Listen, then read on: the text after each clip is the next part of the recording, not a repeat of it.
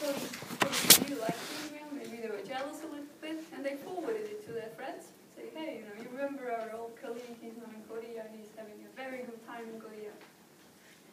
And within hours, the email was forwarded all over the world, including Peter Chang's new employer, who didn't like the email at all.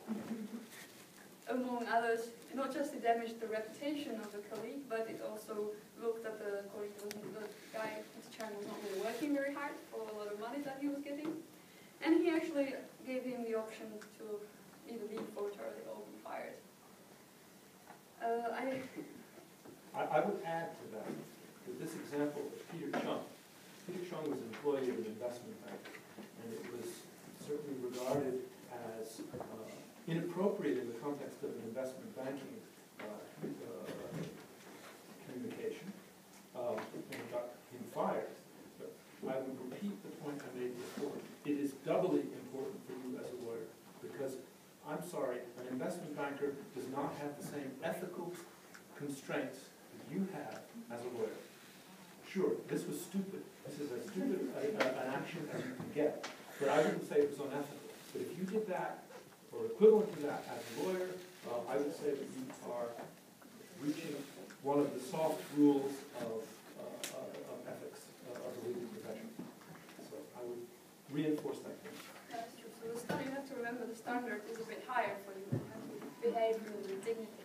And I don't even think it's a soft rule. Like, for example, in my country, we have bar rules, and you have to act with dignity. And you can be fired from the bar. I agree with you, Martina. My point is that when I consider the hard rules are avoidance of conflict of interest and confidentiality, those are clear, or relatively clear. But when you get to what is acting with dignity, it's what Sven used the word easy squeezy rules or loosey rules. Anyway, rules the contents of which are hard to define, but you still have to follow them.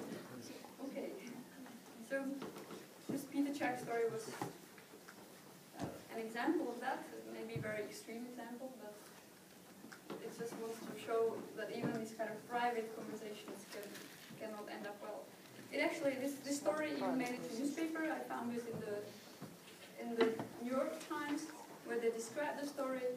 And actually, what I really liked about this newspaper article, one of the people that passed along the message, that received an email and forwarded it, he forwarded it with a message which said, rule number 1, which we learned in investment banking training, if you don't want it published in the New York Times, don't write it.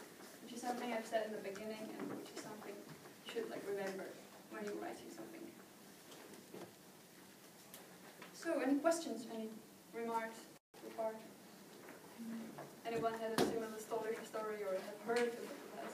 If you Google, you can see quite a lot of stories like this, that people have written horrible emails to their friends and they didn't end up well. So it's something that you would maybe never think of doing, but actually some people do it.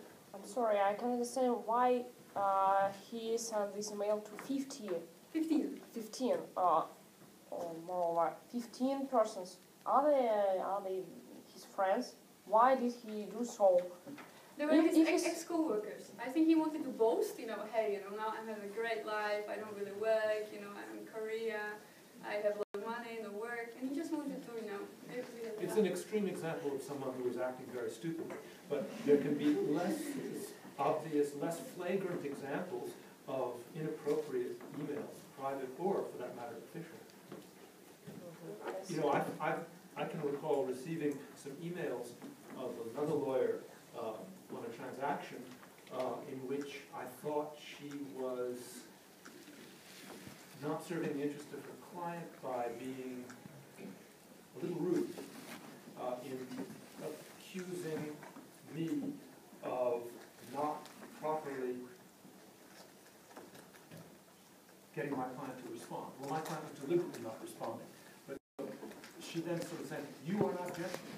You are not managing your clients the way you should.